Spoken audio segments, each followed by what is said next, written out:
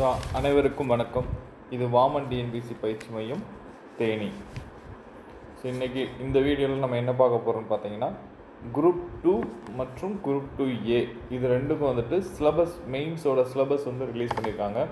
So last time ரெண்டும் ஒரே எக்ஸாமாக நடந்துச்சு. ஸோ இன்டர்வியூ போஸ்ட்டுக்கும் நான் இன்டர்வியூ போஸ்ட்டுக்கும், அதாவது குரூப் 2A வந்து ஒரே போஸ்ட்டாக நடத்துனாங்க, ஒரே எக்ஸாமாக வச்சு மெயின்ஸ் வச்சு நடத்துனாங்க. ஸோ அதுக்கடுத்து என்னாச்சுன்னா, நிறைய கான்ட்ரவர்சிஸ் நடந்துச்சு. மெயின்ஸ் நடத்துகிறதுலேயே பிரச்சனை இருந்துச்சு, டைம் லேப்ஸ் ஆச்சு, நிறைய பிரச்சனைகள் உண்டாச்சு. ஸோ அதுக்கடுத்து நிறைய ப்ரெஷர்ஸ் காரணமாக என்ன பண்ணாங்கன்னா, 2 எக்ஸாம் தனித்தனியாக பிரிக்க போகிறதாவே கொஞ்ச நாளாக சொல்லிட்டு இருந்தாங்க. ஸோ அதுக்கடுத்து அனௌன்ஸே பண்ணிட்டாங்க. ஸோ 2 எக்ஸாம், மெயின்ஸ் எக்ஸாம் வந்து குரூப் 2க்கு இன்டர்வியூ போஸ்ட்டுக்கு தனியாகவும், இன்டர்வியூ அல்லாத போஸ்ட்டு குரூப் 2Aன்னு சொல்லிட்டு அதுவும் தனியாகவும் நடக்க போகுதுன்றதை அனௌன்ஸ் பண்ணிட்டாங்க. ஸோ அதுக்கான மெயின்ஸ் சிலபஸும் உங்களுக்கு இன்றைக்கி வந்து ரிலீஸ் பண்ணிட்டாங்க. ஸோ ரெண்டுக்கும் தனித்தனியாக சிலபஸ் வந்து உங்களுக்கு ரிலீஸ் பண்ணியிருக்காங்க. குரூப் 2க்கும் குரூப் 2Aக்கும் தனித்தனியாக சிலபஸ் ரிலீஸ் பண்ணியிருக்காங்க. ஸோ அதோட பேட்டர்னும் அவங்க ஓரளவுக்கு எவ்வளோ கொஸ்டின்ஸ் இருக்கும், எந்தெந்த சப்ஜெக்ட்லேருந்து எவ்வளோ கொஸ்டின்ஸ் வரும் அப்படின்றதையும் கொஞ்சம் ஓரளவுக்கு இன்ஃபார்ம் பண்ணியே கொடுத்துருக்காங்க. ஓகே, ஸோ அதில் வந்து இவ்வளோ தான் வரும் அப்படின்ற மாதிரியும் நம்மளுக்கு ஒரு தகவலும் சொல்லியிருக்காங்க.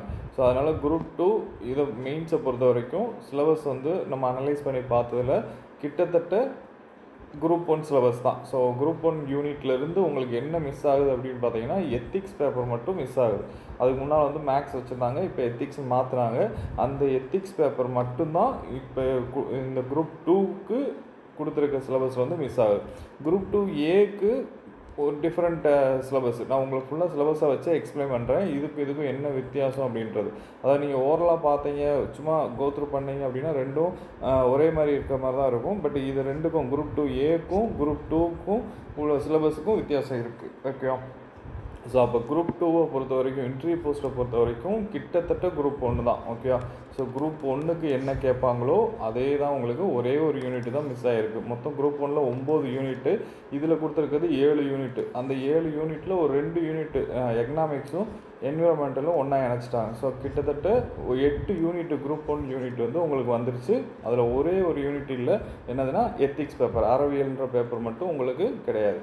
ஸோ மற்ற எல்லாமே குரூப் 1 சிலபஸ் குரூப் 2க்கு சேமாக தான் இருக்குது. ஸோ இன்டர்வியூ போஸ்ட்டுக்கு கிட்டத்தட்ட குரூப் 1 தான். ஸோ குரூப் 1 படிக்கிறவங்க எல்லாமே ஈஸியாக அட்டன் பண்ணலாம். குரூப் 2 வந்து ஈஸியாக எழுதலாம். அதேமாதிரி குரூப் 2க்கு எய்ம் பண்ணுறவங்க குரூப் 1ஐயும் இனிமேல் ஈஸியாக எழுத முடியும். ஏன்னா சிலபஸ் எல்லாமே கிட்டத்தட்ட சேமாக இருக்குது. ஸோ அதனால் அவங்களும் ஈஸியாக வந்து சிலபஸை வச்சு ஈஸியாக எழுத முடியும்.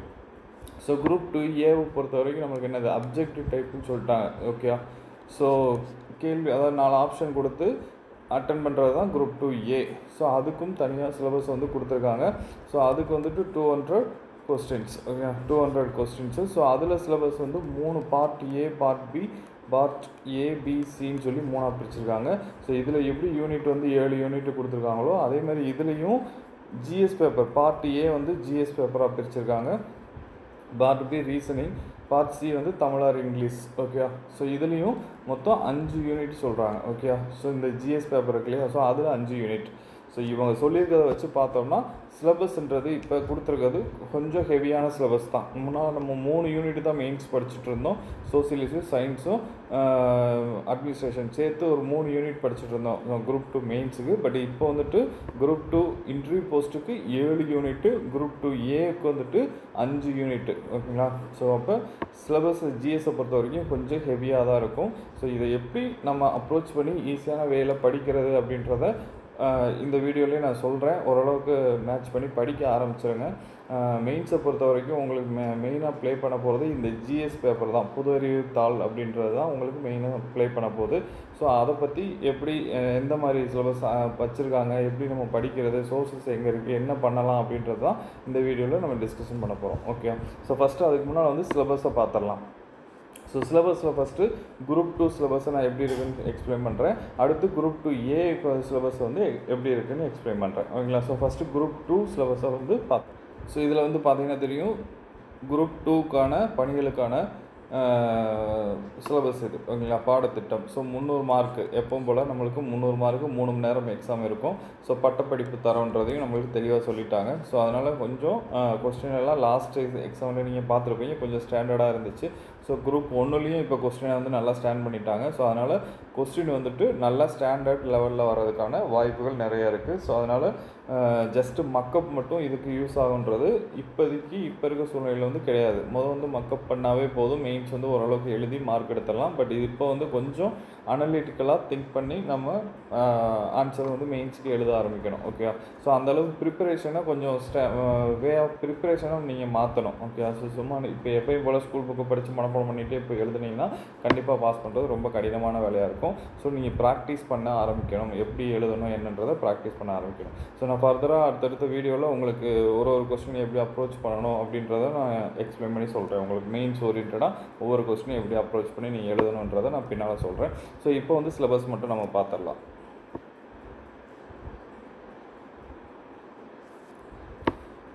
ஸோ இப்போ சிலபஸ் பார்த்தீங்கன்னா உங்களுக்கு ஃபஸ்ட்டு யூனிட் என்ன கொடுத்துருக்காங்க அப்படின்னு பார்த்தீங்கன்னா நவீன இந்திய வரலாறு 40 மார்க்கு. ஓகேங்களா, ஸோ 40 மதிப்பெண்கள்னு கொடுத்துட்டாங்க. ஓகே, ஸோ இது வந்து என்னென்ன எப்படி 40 மதிப்பெண் பிரிப்பாங்கன்றது நமக்கு எதுவும் சொல்லலை. ஸோ அது 3 மார்க்காக வருமா, 5 மார்க்காக வருமா, 8 மார்க்காக வருமா அப்படின்றது நமக்கு சொல்லலை. பட் 40 மதிப்பெண்கள் அப்படின்னு சொல்லி கொடுத்துட்டாங்க. ஸோ இது என்ன இன்னொரு வார்த்தை இதில் என்ன சேர்த்துருக்காங்கன்னா நவீன இந்திய வரலாறு கொடுத்துட்டு சிறப்பு பார்வை ஸ்பெசிஃபிக் வந்து என்னது நம்மளுக்கு தமிழ்நாடு அப்படின்றதையும் கொடுத்துட்டாங்க. ஸோ அப்போ நவீன இந்திய வரலாறையும் படிக்கணும், தமிழ்நாட்டோட வரலாறையும் சேர்த்து படிக்கணும் நீங்கள் கொஸ்டினில். ஸோ அது கீழே நமக்கு சிலபஸ் தெளிவாகவே கொடுத்துட்டாங்க. ஸோ இது எவ்வளோ சிலபஸ் கொடுத்துருக்காங்கன்னு பாருங்கள். கிட்டத்தட்ட எல்லா ஹிஸ்ட்ரி டாப்பிக்கும் ஐஎன்எம் மாடர்ன் இந்தியா டாப்பிக்கையும் கவர் பண்ணி கொடுத்துட்டாங்க. ஸோ அது போக தமிழ்நாடு விடுதலை போராட்டத்துக்கு தமிழ்நாட்டின் தொடக்க காலம். ஓகே, ஸோ இது வரைக்கும் இந்தியாவோட காந்திய சகாப்தம் வரைக்கும் கேட்டிருக்காங்க. இது வரைக்கும் இந்தியாவோட ஹிஸ்ட்ரி பார்ட்டு, அதுக்கடுத்து தமிழ்நாடோட ஹிஸ்ட்ரி பார்ட்டு உங்களுக்கு ஃபுல்லாக ஆரம்பிச்சது. ஓகேங்களா, ஸோ இதில் வந்துட்டு எல்லாமே நாடகங்கள், பாடங்கள், திரைப்படம், முத்துலட்சுமி ரெட்டியா எல்லாமே கிட்டத்தட்ட ஹிஸ்ட்ரி ஃபுல்லாக உங்களுக்கு எதுனாலும் கேட்போம் அப்படின்ற அளவுக்கு சிலபஸ் செட் பண்ணியிருக்காங்க. ஸோ அதனால் ரொம்ப அவேராக நம்ம எல்லா ஹிஸ்ட்ரியில் ஐஎன்எம்மில் எங்கெங்கெல்லாம் நம்ம சோர்ஸஸ் இருக்கோ அந்த இதை பூரா நீங்கள் கலெக்ட் பண்ணி படிக்கணும். ஓகே, ஸோ ஹிஸ்ட்ரியை பொறுத்த வரைக்கும் நம்மளுக்கு மினிமம் 40 மார்க்கு நம்மளுக்கு அசால்ட்டாக வந்துடும். ஓகே, ஹிஸ்ட்ரியை பொறுத்த வரைக்கும் ஏன்னா ஹிஸ்ட்ரியில் தான் நம்மளுக்கு சோர்ஸஸ் நிறையா இருக்குது. ஈஸியாக தமிழில் ஹிஸ்ட்ரி படித்தீங்கன்னா ஈஸியாக மார்க் எடுக்க முடியும். ஓகே, ஸோ அடுத்த யூனிட் உங்களுக்கு என்னென்னு பார்த்தீங்கன்னா தமிழ் சமூகம். Okay, Tamil society culture and heritage. So அதுதான் வந்து next Tamil society and culture and heritage அப்படின்னு தமிழ் சமூகம் பண்பாடும் தொன்மையும். ஸோ இது வந்து உங்களுக்கு 30 மதிப்பெண்கள் கொடுத்துருக்காங்க. ஓகே, ஸோ இதெல்லாம் ஆல்ரெடி குரூப் 1 இருக்கக்கூடிய சிலபஸ் தான். ஓகே, குரூப் 1 உங்களுக்கு தமிழ் சமூகம் தமிழ்நாடு கல்ச்சர்னு சொல்லி ஒரு யூனிட் இருக்குது. ஸோ அது ஓரியன்டாக வரக்கூடியதான். ஸோ அதில் நம்மளுக்கு கீழடி, அன்றாட வாழ்வில், நீதியியல் துறை, இது எல்லாமே திருக்குறள், 19ஆம் நூற்றாண்டு சமய இலக்கியங்கள், இது எல்லாமே நீதி கட்சி தோற்றம், இங்கேயும் தமிழ்நாடு ஹிஸ்ட்ரி வருது பாருங்கள். ஸோ நீதி கட்சியின் தோற்றம், பகுத்தறிவு இயக்கம், இது எல்லாமே நம்மளுக்கு வரக்கூடியது தான். ஓகே, ஸோ இதில் எதுனாலும் சங்க இலக்கியங்களில் நாட்டுப்புற கலைகள் எதுனாலும் நம்மளுக்கு கேட்கலாம். ஸோ அதுக்காக ஃபுல்லாகவே நீங்கள் படிக்க ஆரம்பிக்கணும். ஓகே, ஸோ நாட்டுப்புற இசை, நாட்டுப்புற நாடகம், நாட்டுப்புற கலைகள் சார்ந்து என்னென்ன இருக்கோ அது எல்லாத்தையும் நீங்கள் படிக்கணும். ஸோ இதிலேருந்து குரூப் 1 தான் அடிக்கடி கொஸ்டின் கேட்பாங்க. இப்போ இதுலேயும் நம்மளுக்கு சிலபஸ் வச்சுருக்கனால இதையும் நீங்கள் தெளிவாக படிக்க ஆரம்பிக்கணும். ஸோ அது தமிழ் சமூகத்திலேருந்து உங்களுக்கு எவ்வளோ மார்க்கு? 30 மார்க்கு.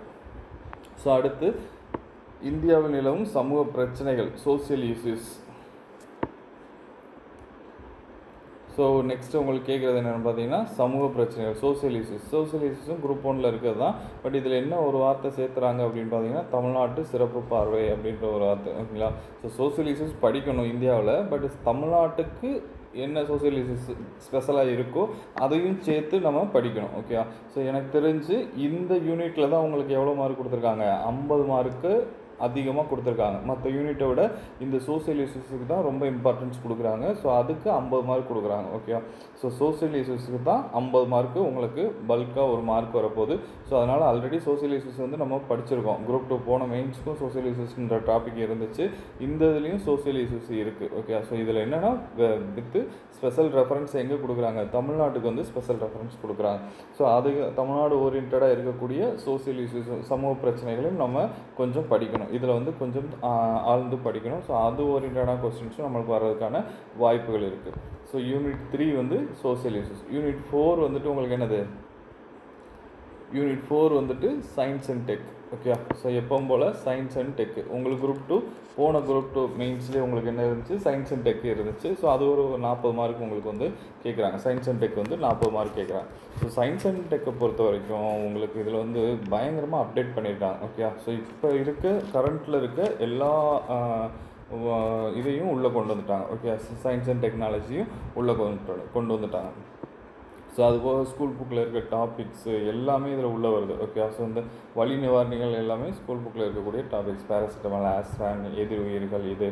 ஸோ அப்புறம் பாலிமரைஸ், டிஎன்ஏ, இது எல்லாமே ஸ்கூல் புக்கில் இருக்கக்கூடிய சில டாபிக்ஸு. ஸோ இது எல்லாமே உங்களுக்கு எதில் கொண்டு வந்துட்டாங்க, சயின்ஸில் வந்து கொண்டு வந்துட்டாங்க. சயின்ஸ் அண்டு டெக்னாலஜியில் உங்களுக்கு கொண்டு வந்துட்டாங்க. ஸோ அப்போ இது வந்து ரொம்ப ஹெவியான சிலபஸ். சயின்ஸ் அண்ட் டெக்ன்றது நீங்கள் நிறைய படிக்கணும். ஓகே, ஸோ அதனால் இதுவும் என்னை பொறுத்த வரைக்கும் ரொம்ப ஹெவியான சிலபஸ் தான். பட் எல்லா சிலபஸையும் எல்லா டாப்பிக்கும் நீங்கள் கவர் பண்ணி போனால் தான் நீங்கள் படிக்க முடியும். ஓகே, ஸோ நானோ ஃபெர்டிலைசர் வரைக்கும் உள்ளே ஆட் பண்ணியிருக்காங்க. ஓகே, நானோ ஃபெர்டிலைசர், நானோ பெஸ்டிசைட்ஸு, இது எல்லாத்தையும் உள்ளே கொண்டு வந்துருக்காங்க. ஸோ நானோ டெக்னாலஜி நீங்கள் தெளிவாக படிக்கணும். ஸோ அதே மாதிரி தான் இப்போ இந்த டிஎன்ஏ குளோனிங் இதெல்லாமே போன மெயின்ஸ் சிலபஸ்லேயே உங்களுக்கு இருந்துச்சு. ஓகேங்களா, ஸோ இந்த ஐவிஎஃப் இதெல்லாமே இப்போ ஆட் பண்ணியிருக்காங்க. ஓகே, கருப்பையில் கருவுட்டை சைட்டோபிளாசம் செலுத்தல் இது எல்லாத்தையும் இப்போ ஐவிஎஃப் இதெல்லாம் ரீசெண்டாக இருக்கக்கூடிய சயின்ஸ் டெக்னாலஜிஸ் இதெல்லாம் இப்போ உங்களுக்கு இதில் ஆட் பண்ணியிருக்காங்க. ஸோ அப்போ சயின்ஸ் அண்ட் டெக்கை பொறுத்த வரைக்கும் சோர்ஸஸ் ரொம்ப நம்மளுக்கு குறைவு. ஸ்கூல் புக் இருக்கும், ஸ்கூல் புக்கை தவிர்த்து நம்ம நெட்டுக்கு தான் போகணும். ஸோ அதில் தமிழில் கிடைக்கிறதுன்றது இன்னும் உங்களுக்கு கஷ்டமான விஷயம். ஓகேவா, ஸோ முடிஞ்ச அளவுக்கு நம்மளோட இன்ஸ்டியூட்டை பொறுத்த வரைக்கும் தமிழில் உங்களுக்கு மெட்டீரியலாகவே நம்ம ரெடி பண்ணி கொடுத்துருவோம். ஸோ கொஸ்டின் அண்ட் ஆன்சர் வைஸாகவே ரெடி பண்ணி கொடுத்து அதை டெஸ்ட் வைக்கிற மாதிரி தான் நம்ம பிளான் பண்ணியிருக்கோம். ஓகேவா, ஸோ அது ஓரளவுக்கு சயின்ஸ் அண்ட் டெக்னாலஜி பொறுத்த வரைக்கும் நான் உங்களுக்கு நல்ல சோர்ஸஸ் வந்து ரெடி பண்ணி கொடுத்துருவேன். ஸோ அடுத்து நம்ம பார்த்தோம் அப்படின்னா எப்பயும் போல் அரசியலமைப்பு. Okay, constitutions. ஓகே, 5வது யூனிட் வந்து கான்ஸ்டியூஷன். ஸோ இந்த சோசியல் இஷ்யூஸில் கான்ஸ்டியூஷன் மட்டுமே உங்களுக்கு 110 மார்க் வந்துடுச்சு. ஓகே, சோசியல் இஷ்யூஸில் 50, கான்ஸ்டியூஷனில் 60. 110 மார்க் எதில் கேட்குறாங்க அப்படின்னா இந்த 2 இதுலேயும் மட்டும் உங்களுக்கு 110 மார்க் கேட்குறாங்க. Okay, constitution and governance. இதுலேயும் என்ன சொல்லிட்டாங்க, தமிழ்நாடு ஸ்பெஷல் ரெஃபரன்ஸ்னு சொல்லிட்டாங்க. அப்போ தமிழ்நாடு ஓரியன்டாகவும் நம்ம படிக்க வேண்டியது இருக்கும். ஓகே, கான்ஸ்டியூஷனாக உங்களுக்கு தெரியும் பாலிட்டியில் எல்லாமே. ஓகே, ஸோ இது அதுன்னு விடலாம் முடியாது. பாலிட்டியில் என்னென்ன டாபிக்ஸ் இருக்கோ எல்லாத்தையும் கம்பல்சரியாக நீங்கள் படித்தாகணும். ஸோ அதுலேருந்து கொஸ்டின் வர்றதுக்கு நிறைய வாய்ப்புகள் இருக்குது. ஸோ சிலபஸும் இது நிறைய ஆட் பண்ணியிருக்காங்க. ஸோ அதுக்கடுத்து 6th யூனிட் என்னென்னு பார்த்தீங்கன்னா இந்திய புவியியல், சுற்றுச்சூழல், பல்லுயிர் மற்றும் இந்தியாவின் பேரிடர் மேலாண்மை.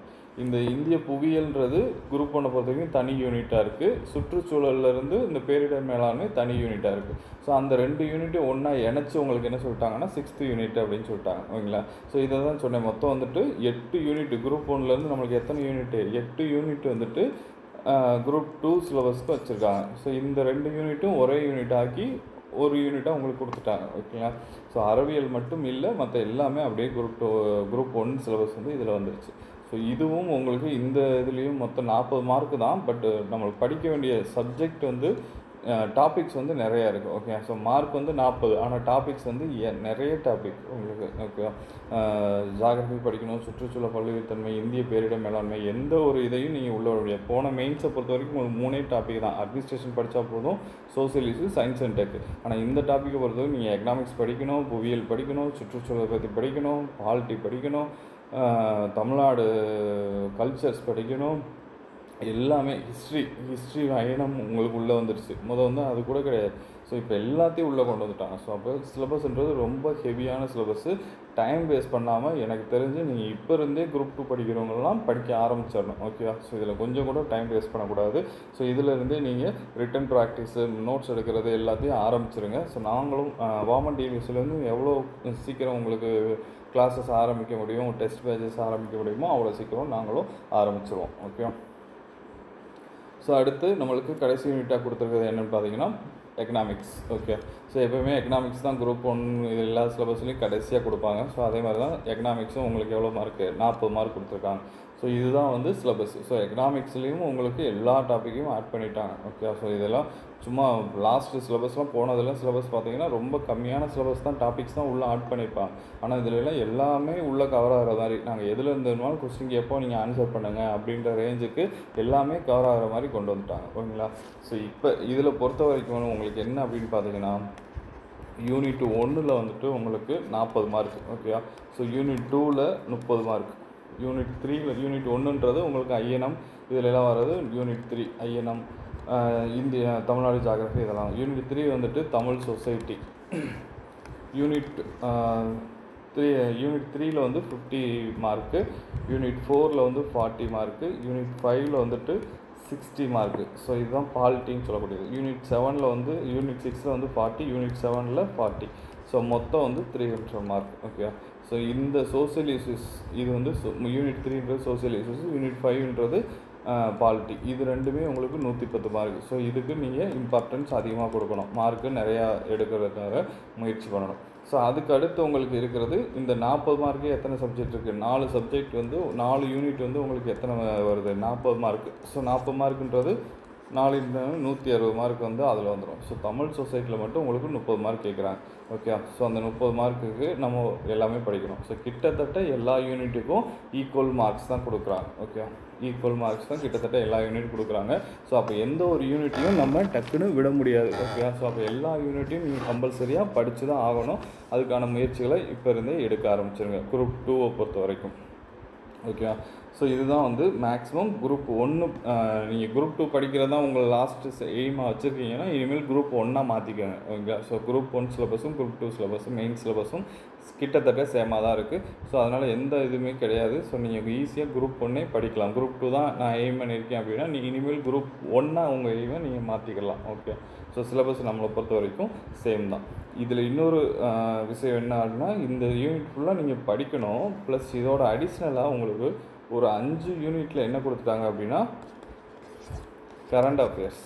ஓகே, ஸோ 5 யூனிட்டில் கரண்ட் அஃபேர்ஸ் அப்படின்ற வார்த்தையை ஆட் பண்ணிட்டாங்க. ஓகே, 5 யூனிட்டில் கரண்ட் அஃபேர்ஸ்ன்ற ஃபஸ்ட்டு 2 யூனிட் மட்டும் தான் கரண்ட் அஃபேர்ஸ் கிடையாது.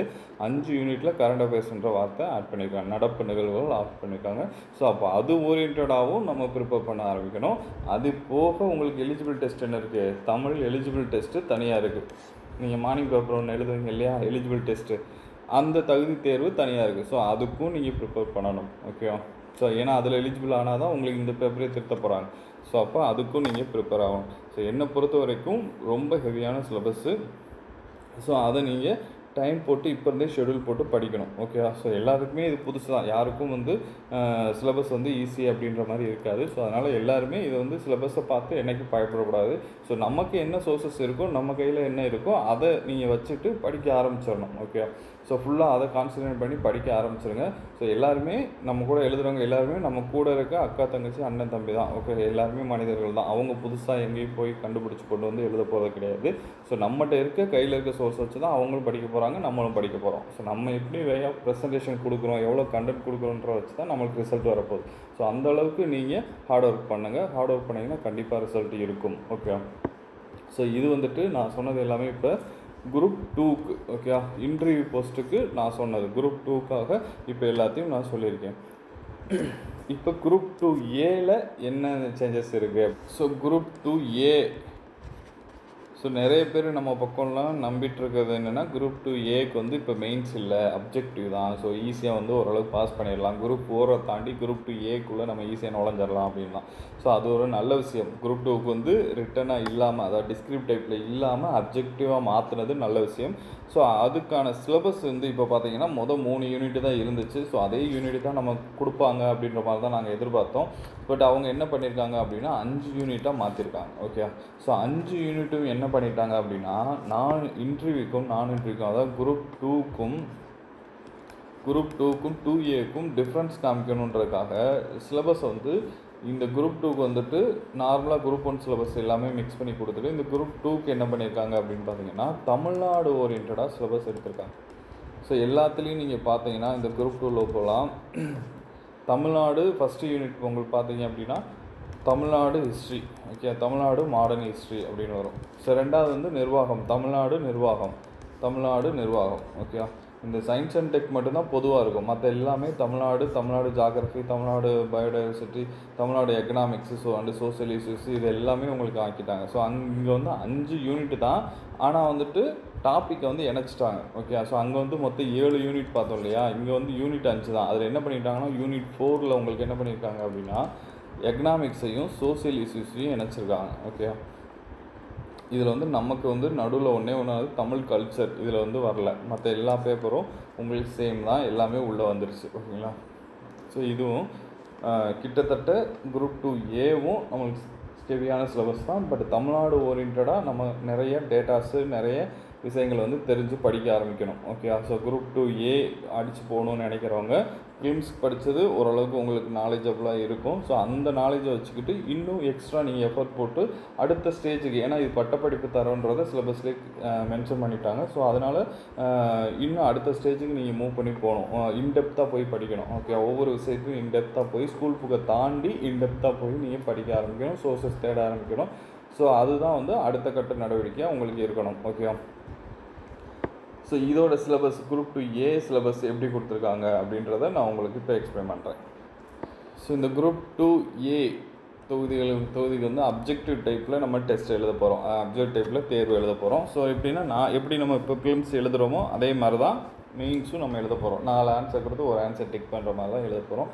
ஸோ டிஸ்கிரிப்டிவோட இது கொஞ்சம் ஈஸியாக இருக்கிற மாதிரி தோணலாம், ஆனால் இந்த ஆப்ஷன் செக் பண்ணுறது தான் கஷ்டம். ஓகே, டிஸ்கிரிப்டிவ் இருந்துச்சுன்னா உங்களுக்கு 5 பாயிண்ட் இருந்துச்சுன்னா ஒரு பக்கம் 1.5 பக்கம் உங்களால் அந்த கண்டென்ட்டை வந்து இழுத்து கொண்டு வர முடியும். ஆனால் இதில் வந்துட்டு அது எக்ஸாக்டாக தெரிஞ்சால் மட்டும்தான் நீங்கள் ஆன்சர் பண்ண முடியும், கரெக்டாகும்.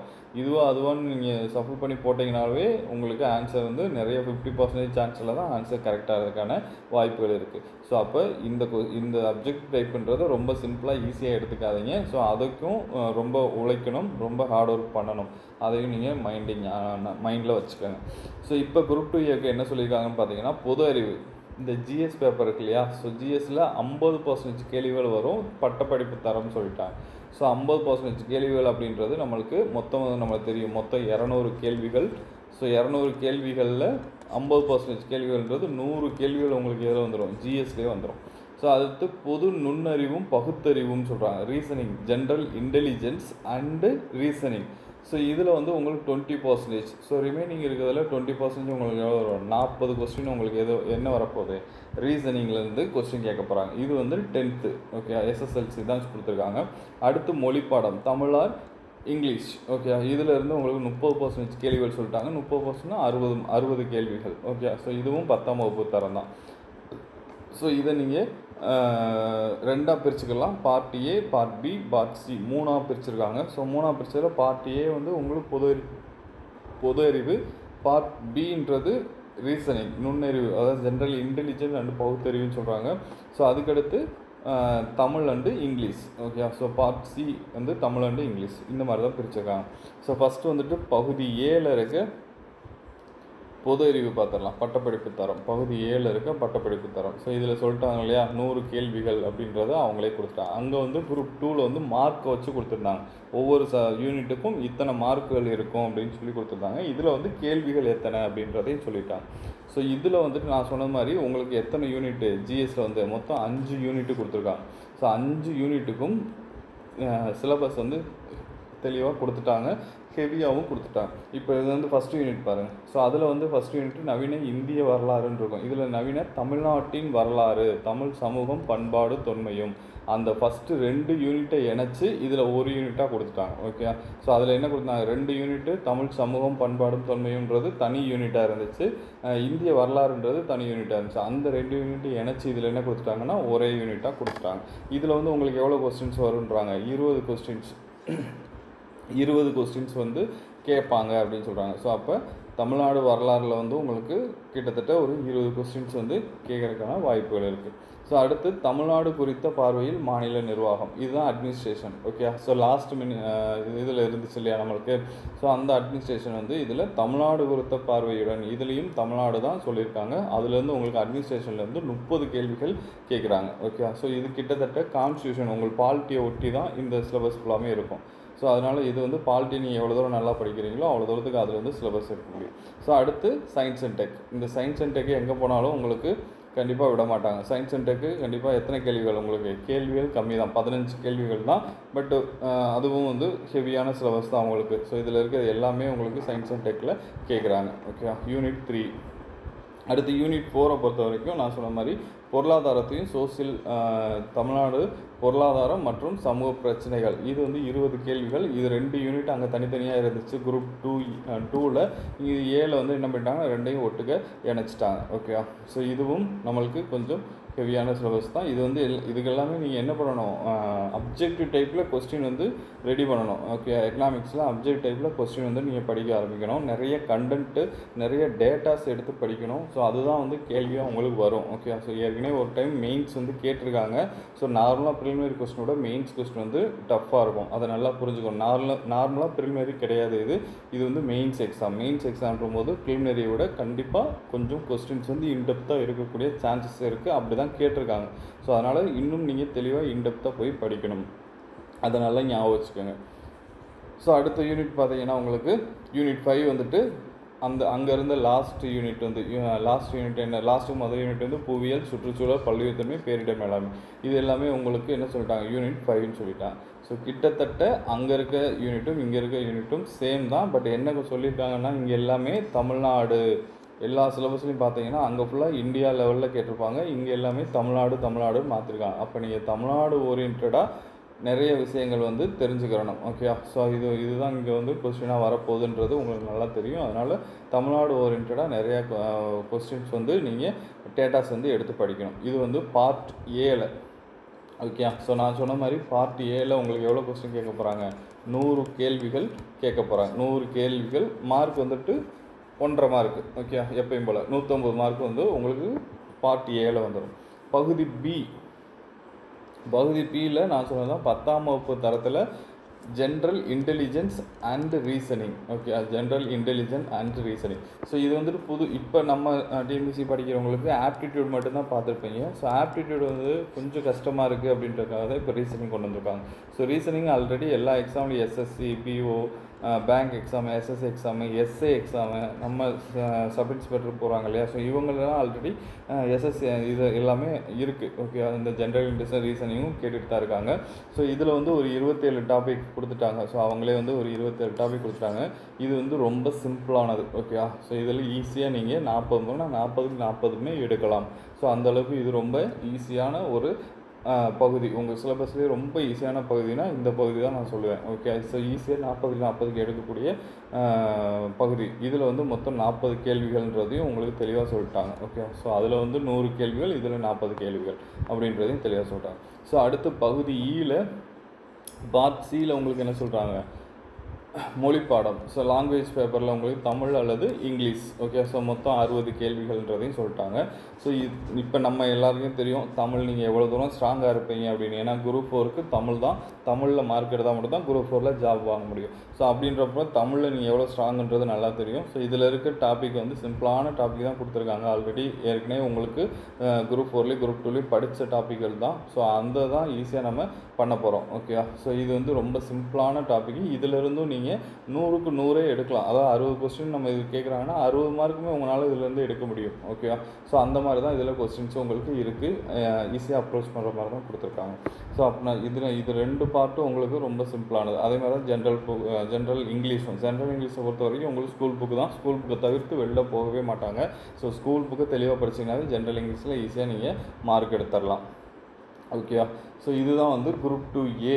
Okay, so group 2A. So group 2Aல நம்மளை பொறுத்த வரைக்கும் என்ன கொடுத்துட்டாங்கன்னா part A, part B, part C இந்த மாதிரி தான் கொடுத்துருக்காங்க. ஸோ பார்ட் ஏலேருந்து 100 கேள்விகள், பார்ட் பியிலேருந்து 40 கேள்விகள், பார்ட் சியிலேருந்து 60 கேள்விகள். ஸோ இது ரெண்டும் இருக்கிறதுலேயும் நம்மளுக்கு ஸ்கோர் எடுக்கக்கூடியது இது 2 தான். ஏன்னா இது வந்து ரீசனிங் ஒன்று, தமிழ் ஒன்று. தமிழ் நீங்கள் ஆல்ரெடி நிறைய படிச்சிருப்பீங்க. ஸோ பக்காவாக ஒரு கான்செப்டில் இருப்பீங்க. அது ஈஸியான டாபிக் தான். சிலபஸில் வந்து ரொம்ப உரைநடை, செய்யுள் அந்த மாதிரிலாம் போல் சிம்பிளாக இலக்கணம் வச்சு தான் கொஸ்டின் கேட்டிருக்காங்க. ஸோ அதனால் சி வந்து ரொம்ப உங்களுக்கு ஈஸியாக இருக்கும். 60க்கு 60 போடுறதுக்கான வாய்ப்புகள் இருக்குது. அதே மாதிரி ரீசனிங்கை பொறுத்தவரை 40 மார்க்கு. ஸோ அந்த 40மே ரொம்ப சிம்பிளானது. அப்படி ரீசனிங் நீங்கள் வரலைனாலும் பிரச்சனை இல்லை. நம்ம கிளாஸஸ்ஸு, ஸோ நம்ம வீடியோ அது சம்மந்தமாக வீடியோ நான் அப்லோட் பண்ணுறேன், கிளாஸஸ் எடுக்கிறேன், டெஸ்ட் வைக்கிறேன். ஸோ இதை நீங்கள் ப்ராக்டிஸ் பண்ணாவே போதும். ரீசனிங் வந்து மேக்ஸ் மாதிரி கிடையாது. மேக்ஸையும் ரீசனிங் கம்பேர் பண்ணிக்காதீங்க, ஓகேங்களா? ஸோ மேக்ஸுன்றது உங்களுக்கு ஃபார்முலா தெரியணும், அதோட கான்செப்ட் புரியணும், அந்த கொஸ்டின் என்ன கேட்குறாங்கன்றது உங்களுக்கு தெரியணும். ஸோ இந்த மாதிரி நிறையா தெரிஞ்சால் தான் நீங்கள் ஆப்டிடியூட் வந்து சால்வ் பண்ண முடியும். ஆனால் ரீசனிங்கை பொறுத்த வரைக்கும் சிம்பிளான மெத்தட்ஸ் தான். சிம்பிளாக நீங்கள் லைட்டாக லாஜிக்காக திங்க் பண்ணால் போதும், உங்களுக்கு ரீசனிங்கில் ஆன்சர் வந்துடும், ஓகே? ஸோ நீங்கள் ரொம்பலாம் கஷ்டப்பட வேண்டிய அவசியம் கிடையாது. அதனால் மேக்ஸு இது இருக்குது, ரீசனிங் இருக்குன்றதை பெருசாக நீங்கள் நினைக்க வேண்டாம். ரீசனிங் வந்து நம்மளே நிறைய எஸ்ஐக்கு நடத்தும் போதே நம்மளை நிறையா வந்து கொஸ்டின்ஸு, எஸ்ஐ டெஸ்ட் இதெல்லாம் வச்சுருக்கோம். ஸோ அது அந்த இதை நீங்கள் பார்த்தாவே போதும், ஈஸியாக வந்து ரீசனிங்கை பொறுத்த வரைக்கும் நீங்கள் பாஸ் பண்ணிடலாம். நம்மளுக்கு இதில் முக்கியமாக ப்ளே பண்ணக்கூடியது என்ன அப்படின்னு பார்த்தீங்கன்னா ஜிஎஸ் பேப்பர் தான், ஓகே? ஸோ ஜிஎஸ்சில் தான் சிலபஸ் ரொம்ப அதிகமாக இருக்குது. ஸோ அதுக்கு நீங்கள் ரொம்ப கான்சன்ட்ரேஷன் பண்ணி படிக்கணும், ஓகே? இந்த ஜிஎஸ் பேப்பரில் தான் உங்களுக்கு வேலை இருக்கா இல்லையான்றதை டிசைட் பண்ண போகுது. ஏன்னா இது எல்லாருக்கும் ஈஸி. இந்த 2 பேப்பரும் ஈஸியாக மார்க் வந்துடும். நீங்கள் கிட்டத்தட்ட நான் சொல்கிறேன் இல்லையா, 100க்கு நீங்கள் 95, 99 வரைக்கும் 100க்கு 100 இதில் எடுக்கலாம், ஓகே? ஆனால் ஜிஎஸை பொறுத்த வரைக்கும் ரொம்ப ஹெவியான சிலபஸ்ஸு. இதில் நீங்கள் ஸ்கோர் வந்து நிறைய எடுக்கணும். அது யூனிட் வைஸாகவும் நம்மளுக்கு கொடுத்துட்டாங்க. ஒரு யூனிட்டுக்கும் எவ்வளோ கொஸ்டின்ஸ் நாங்கள் கேட்குறோம் அப்படின்றதையும் அவங்க சொல்லிட்டாங்க. ஸோ அதில் உங்களுக்கு அதிகமாக வர்றது வந்து நிர்வாகத்தில் வந்து உங்களுக்கு எவ்வளோ கேட்குறாங்க, 30 கொஸ்டின்ஸ் வந்து நிர்வாகம் அட்மினிஸ்ட்ரேஷனில் கேட்குறாங்க.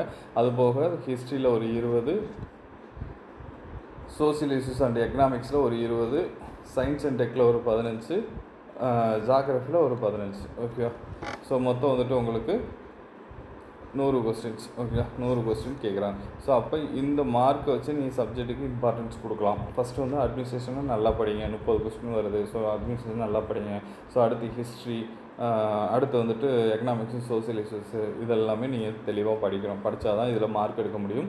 ஸோ முன்னால் இந்த குரூப் 2 வேறு 3 யூனிட் இருக்கும். ஸோ அதை வந்து நம்ம படித்தா போதும், ஈஸியாக எழுதிடலாம். ஸோ இப்போ இருக்க குரூப் 2வில் கொஞ்சம் நம்மளுக்கு சிலபஸை வந்து ஹெவி பண்ணியிருக்காங்க. ஸோ அதனால் இன்னும் இன்டெப்த்தாக போய் நீங்கள் படிக்கிறதுக்கு முயற்சி பண்ணுங்கள். இது போக தமிழ் எலிஜிபிளும் இந்த குரூப் 2Aக்கு தனியாக நீங்கள் படிக்கணும்.